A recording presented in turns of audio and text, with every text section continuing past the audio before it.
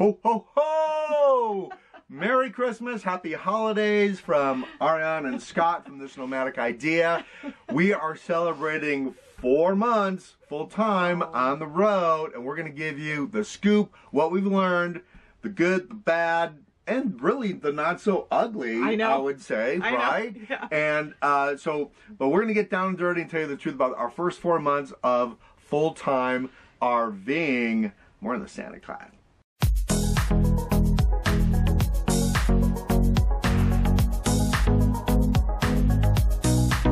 Okay, so the last time we talked to you guys, and it's been a while. I mean, it's been like a month since we've done a video. Yeah. We didn't do our 90-day video. We are going right ahead with our 4-month video because a lot has happened, and I mean, a ton has happened. So the last time we talked to you guys, we were in Moab, and we had survived the winter storm of hell in Moab, but beautiful weather also. And so then we came down, when we left Moab, we knew we were going to come down to the Sedona area, and so we kind of skirted Monument Valley, which was like beautiful. And then we stopped. It really was so gorgeous, and we had perfect weather. So yeah, we did the Forrest Gump turn off. Ideal. Right, we did the Forrest Gump turn off. I was a little stressful. A little stressful trying to do video in the middle of the road. And then we went to but then we went to Bluff, Utah. We stayed there for a few days. Yeah. But we pulled into the Valley of the Gods. Now if you have not been in Valley of the Gods in southern Utah, right outside of Bluff, you're missing out. I mean, you're totally missing out. And you're missing out the whole purpose of traveling on the road, because that is a beautiful area. We pulled in there. We did kind of like a day road trip. Again, our van has been like kind of like our second off-road vehicle, other than its tow vehicle. It's not really off-road vehicle. It's not really an off-road vehicle. But we're using it as an off-road vehicle. Yeah, we've done some things with the van that should not be done with your tow vehicle. But we did that 17-mile loop, and talk about a boondocking spot. Free spot to pull your rig, van, RV, fifth wheel. Absolutely, the first, I'd say first 3 to 4 miles in, and that's going to be your prime spot. And then after that, the road gets a little bit rough. For van lifers, it would be perfect. So we did that. I got some great drone footage of that, which I'll show you, of this big, beautiful monument in Valley of the Gods, which is southern Utah, right outside of Bluff, Utah. So then we came back, and then we went to, I always wanted to go visit Winslow, Arizona. All because of the song. Yeah. All because of the song. Well, yeah. So we went way out of our way to visit, where were we? A girl in a flatbed Ford stopping to take a look at me. And so we did that. It was fun. It was fun. It was. We found a really nice city park, just off the beaten path a little bit. It was quiet, and it's exactly what we needed. And we bolted out of there after about 3 days before the nasty weather came. Yeah. So we were like right in front of this cold front, and Winslow, Arizona. I think we stayed there. It's a city park in Winslow. It's $10 a night. And they've got like a fire ring, picnic pavilion. They do have bathrooms there. It is policed very well. They have a really nice lake and a gigantic like meeting picnic pavilion there. Very, very nice park. Kind of out of the beaten path for Winslow. And Winslow you drive through in about a minute. It's not very big. But unless you're going to see the iconic flatbed Ford on the corner in Winslow, Arizona. It is such a fine sight to see, by the way. It's not a very big town. So we stayed there, and then just as we left, this cold front came in. And so the 2 nights we were there got down to about 40 degrees. When we left, the low was 8.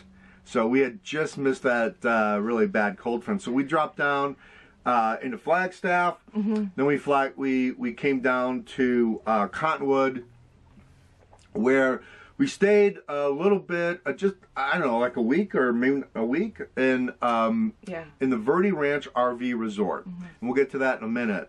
And we liked it.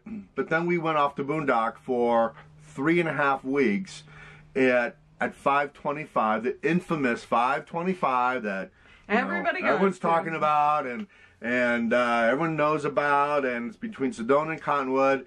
It's in the Coconino National Forest, actually in the Red Rock Ranger District in the Coconino National Forest.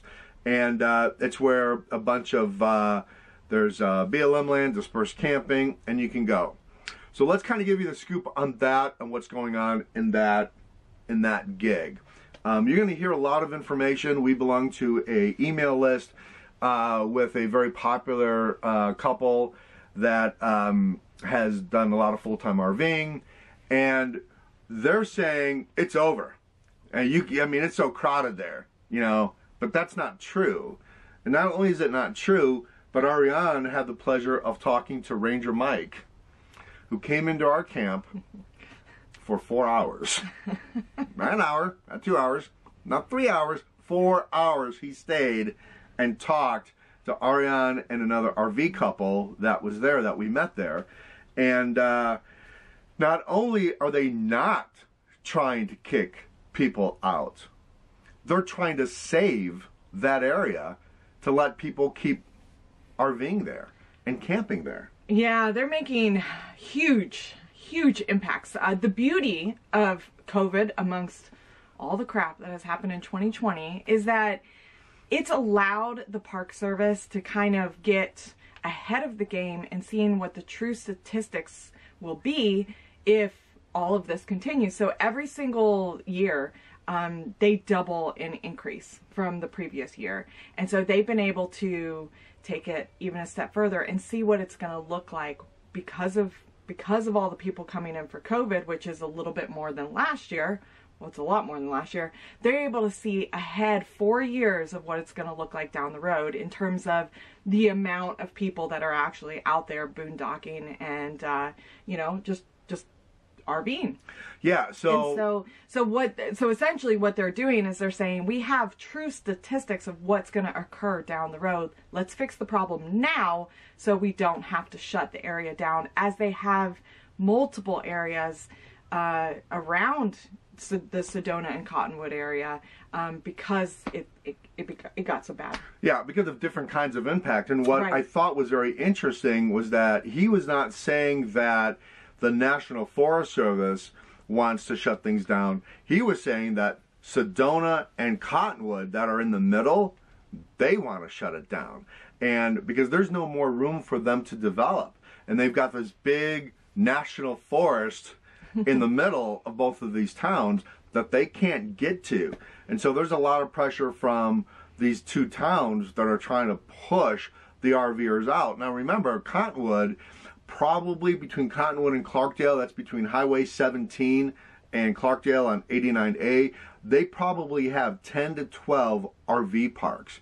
So of course they don't want people RVing for free. Of course not. And these RV parks, they are not full. They're not full to capacity. No, they're not full to capacity. So there's a lot going on. The other thing that we learned through Ranger Mike was that, you know, there's a lot going on in these national forests that you guys don't know about. And one of the things that are going on here is that they're trying to bring the elk population back. So not only are they doing traffic impact studies that they were not able to do without COVID happening in 2020, because everyone's leaving Phoenix, everyone's leaving the cities, everyone is trying to come up to a more dispersed area. You've got 5 million more RVers on the road. They're trying to go there. So they're getting a free traffic impact study without actually paying for it. So they're actually being able to see what happens if Sedona expands, what happens if Cottonwood expands, how does that impact the national forest, and they're able to see that. So they're right now, the Coconino National Forest is 5 years ahead of the game. Otherwise, they'd be playing behind the 8 ball. So it was very enlightening on what he was saying about bringing the elk population back. They're doing impact studies, and at the same time, Mike is saying, no, we don't want to close anything down. We're fighting to keep this open. So despite what you hear, you don't always get the whole information. They're also beta testing a National Forest app to actually enforce the 14-day stay. So when you read, oh, they don't enforce the 14 days. Oh, yeah, they do. Oh, yeah, they do. And don't give them lip about it. That's what we learned. You give Mike lip in the Coconino National Forest, he will arrest you. So, not that happened to us, but he was very open, and it was a very enlightening conversation that Ariane and Ranger Mike had for 2 hours. Were you hot for Ranger Mike at all? Was I ever? Because I wasn't there. Oh my God! I almost lost Ariane to Ranger Mike. So I was about to invite him. I was about to invite him to the campfire. I know. Ranger Mike's moving in. And so that's going on, and that was so we were there for 3.5 weeks off of 525C, and not only were we able to get a lot of information about what's going on with COVID and everyone out being RVing and the impact study, but something magical happened. So everyone's telling you how crowded it is, right? Well, there are more people out on the road. That's definitely true. Yeah. But we have found, not only where we're staying right now and when we're out boondocking, is it's a younger crowd. For the first time, I think the demographic is probably, I would say 30 to 45 from the people that we have been meeting lately. Yeah. Even at this RV park that we're at, and we'll talk about in a minute, it's a young crowd. Yeah. And so when we were there boondocking, we had a few neighbors, but it wasn't crowded. Nobody ever encroached on us. Yeah. It was never to the point where like, dude, you got to back off a little bit. It was never like that. So I don't know what people are saying out there, but our experience has not been out there. And we've spent a total of almost 2 months, I guess total, in complete boondocking. That was back in Moab and now in Sedona. And we just had not seen that yet. Are there more people out there? Yeah, but no one's cramped. No one's on top of each other. I will say that when you first enter into 525, the road, it is pretty congested. Yep. But that's all within the first quarter mile. And then once you go past that quarter mile, it opens up and there's plenty of room. Even at its busiest during Thanksgiving, there was still so much room for others to come in. And we find that a lot of the people that are in that quarter of a mile are just overnighters. And they're just pulling in because they don't want to go all the way back there. Because that road goes back like 9 miles. So, I mean, you can go back for a while. So we were in our boondocking place, and we had a van lifer there, and then we had another couple that were in, I forgot what kind of rig they have, but it's kind of a camper trailer, but it's a boondocking kind of camper trailer. Folds out, they have an outdoor kitchen. Essentially, it's just your living quarters inside, and everything else is outside. It's just a bed. Everything else is outside. Yeah. So we met them, and so at the same time, we were having a meet and greet with our podcast, our Trusted Trail podcast, and we had done a backpacking trip into the Sycamore Wilderness Canyon, which is the trailhead is on 525C. Right. So, there's one of the trailheads. One of the trails. So there's more to 525 and 525C than just a place to RV. It's a recreational area, and so there's a trailhead back there. So we went backpacking, we had a meet and greet, and as we were having fun around the campfire, this couple comes up and says, "Man, you guys are having a lot of fun. We want a part of it. Can we join you?" And we're like, "Yeah, sure." Well, the next thing we know, our crowd, the Trusted Trail podcast crowd, left, and slowly these other RVers started coming in. Well, it was Thanksgiving, and we were getting along really well with everyone, and so we said, "Hey, let's just have a big potluck, and let's just cook.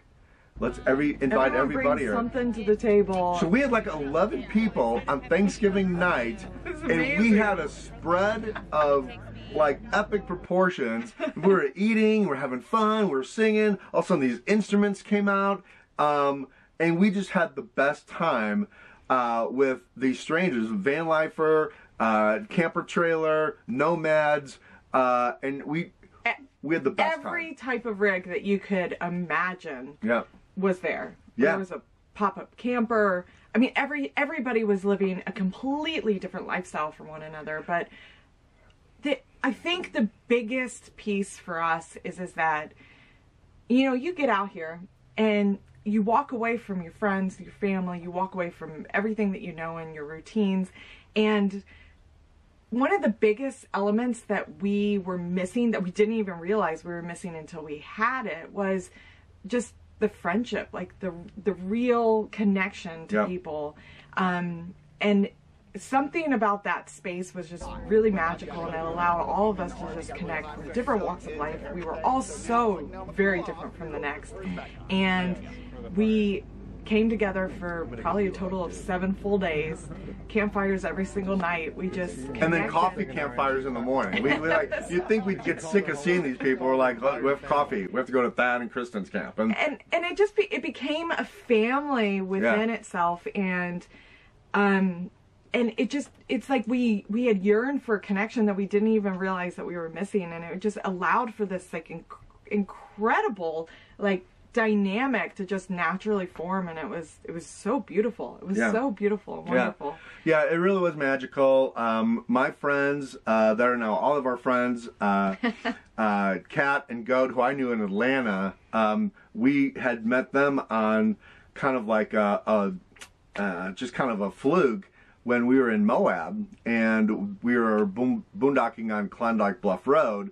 And they were there also. We're like, what are you guys doing here? We didn't even know you guys were full-time. So we got to meet them in Moab and kind of hang out with them. But then all of a sudden, they came out to 525, and then they came up to our camp on 525C. So it was just really magical. So we had the best time. We had the best Thanksgiving I think we have had in a long time. Yeah, very unexpected. And a lot of food. So that was just a beautiful part. We were there for about 3 weeks. Talked to Ranger Mike, and then we left. And so it was very sad to go. We just kind of pulled away in our spot, and we kind of thought we were all going our separate ways. But that's exactly not what happened. We came back to the Verde Ranch RV Resort. And it's big. They have about 300 spots here. It's a very big place, but we felt comfortable here, and we learned a little bit about how RV parks, how this one works, how other RV parks work. We are not an RV park resort couple. That's just not our style. No. But there was only so much dust. Red dust I could take. And we had extended our 14 days. And we extended, which Ranger Mike had so politely mentioned to us. I think his words were already on. Ariane was like, "Are you building a community out here?" So, but he was a really nice guy. He laughed. We had to go. So we had to go. So we came back here to get the dust. There's just dust everywhere. Just resettle. To clean everything, and when we, and again, we're here for 2 reasons. We're here also to visit my dad. My dad lives in Cottonwood, so we're trying to stay with him for the holidays, okay? Thanksgiving and Christmas. So we are long-term staying here for a while, and logistically that kind of becomes a nightmare. But the Verde RV Ranch was like, well, look, we've got this monthly rate, we've got a weekly rate, monthly rate. So we started kind of talking to them. And everyone right now has different policies because of COVID. And so we started inquiring about, well, what does that mean and how does that work? And this is what we learned. We learned that if you don't ask for a better rate, you're not going to get it.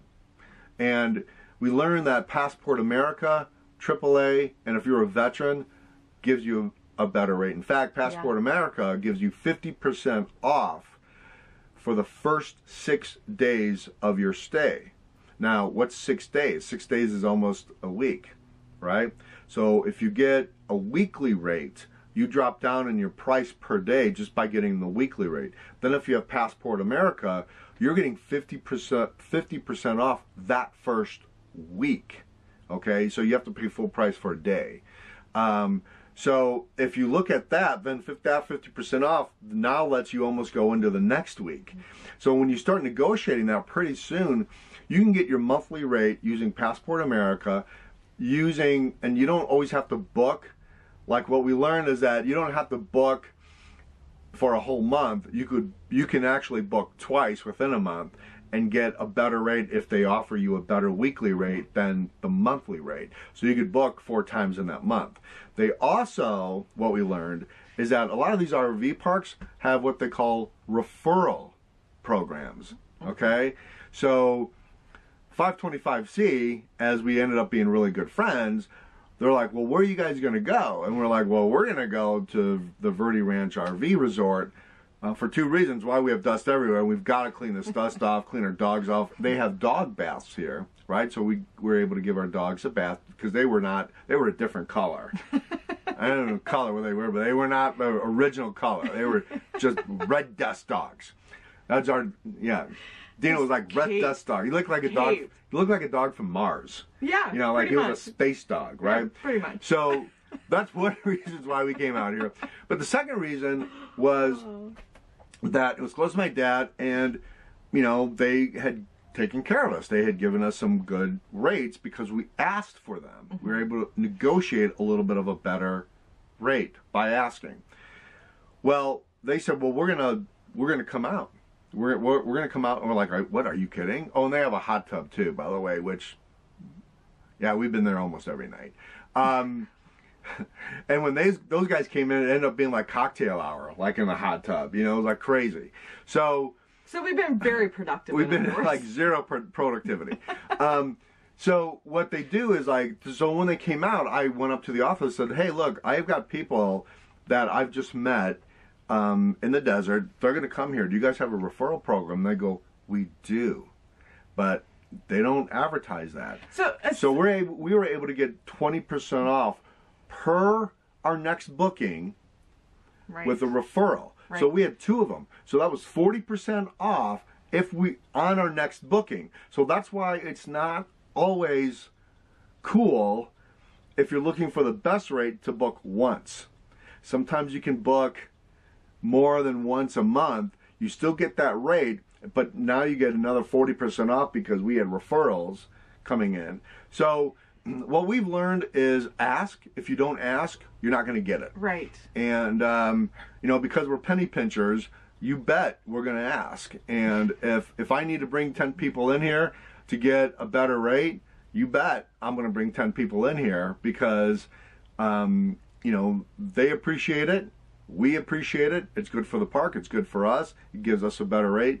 But unless we didn't ask, and they were not going to offer it if you don't ask. So when you go to an RV resort, ask, what discounts? How can I get my night better? And you know what? They're going to tell you because they want your business. And so they will share that with you, especially on that referral program, if they even have one. So, but if you don't ask, you know, they're not going to tell you about it. We had actually had 2 weeks booked at a different campground, and we were at a state park, and we were able to get out of that because this rate far exceeded the cost. So we're here. So at just to give you an example, at the state park that we're going to stay in, which is actually closer to my dad's house, their price point was going to be, with tax, was going to be around $32 a night. Of course, you have, you know, full hookups. You don't have a dump next to your RV. You have to go to a dump station, right, which most state parks have. But you had water, electricity, you had bathrooms. Here, we have a dump next to the RV, so we have 100% full hookups. Right. We have amenities, a clubhouse, hot tub. We have a shop, we can go get ice and firewood if we need it. There's a lot more amenities, and we were able to drop almost $6 a night by staying here, by participating into their referral program. So, you know, yeah, resorts have this idea of like, well, it's so expensive, I can't stay. But if you don't ask for what benefits you can get if you refer people, or discounts, or Passport America, right, you know, you're not going to be able to get that rate down. So that was that's probably been I would say the biggest learning thing, important thing that we've learned so far in our 4 months full-timing. Yeah, I mean, especially as, you know, this is the first time we've been stationary in one area for about 2 months is what it's going to end up being. And other than that, we're just on the move, right? Yep. And so we don't really look at costs like this before. We've never really looked to stay somewhere long term. And so it was definitely a learning experience for us.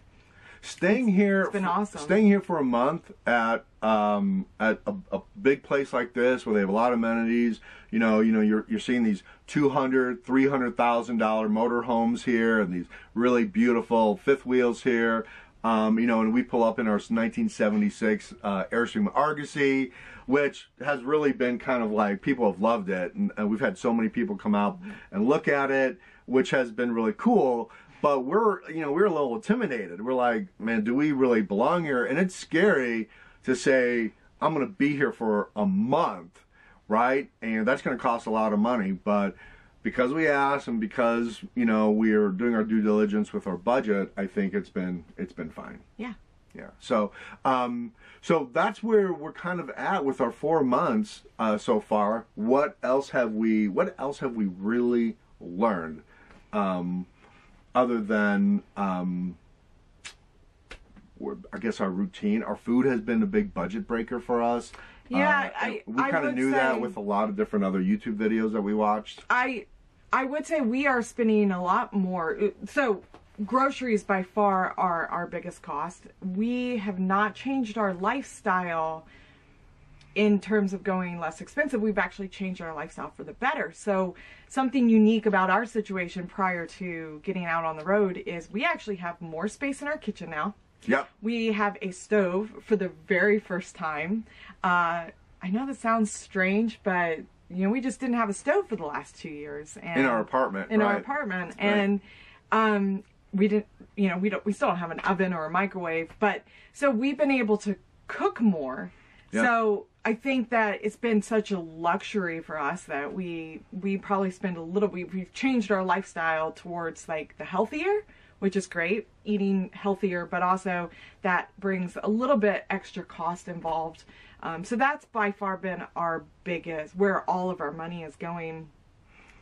Yeah, the food thing is still, fun. We're still trying to get like this routine with our food. I think that's the hardest thing because, you know, when you're hungry, you're hungry. And if you're driving through town and you're hungry, you're going to pull up and get fast food. And I think that's the one thing that we're still trying to, you know, like learn and maintain. The one benefit that I think was great because Ariane's sister came out unexpectedly and stayed with us for a few days in the desert, boondocking, and she was cooking some food and it was really good. So we're now cooking a little bit more and you know, just trying to get into that routine for our food thing. That's been the biggest thing. But we're here for Christmas.